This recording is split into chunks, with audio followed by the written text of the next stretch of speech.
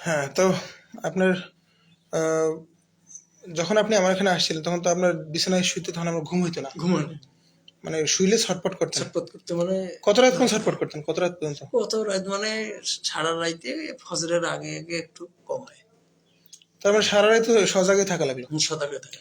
আর আর গতকাল যে রুকিয়ে করা হয়েছে তারপর আজকে রাত্রে কেমন হয়েছে? আজকে রাতের কোনো ধরপড়াই নেই, হুম, ঘুম হয়েছে একটু আল্লাহর রহমতে।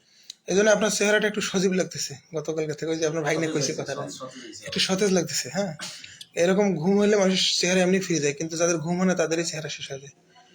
হ্যাঁ, আর আপনার ওই যে আহ, তাহলে রুকে চলাকালীন সময়ে পেটের মধ্যে মোচড় দিছে আর হাতের মধ্যে কাঁপাকাঁপি করছে, হ্যাঁ, এই জায়গায় ঠিক নড়ছে।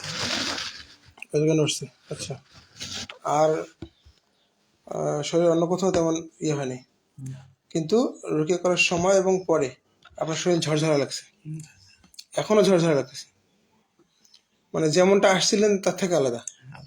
পাতলা ওই শয়তান চলে গেলে একটু এরকম ঝরঝরা লাগে, বুঝছেন? আর তার মানে আপনি শেফার দিকে যাচ্ছেন, এই কারণে আপনার এটা পরিবর্তন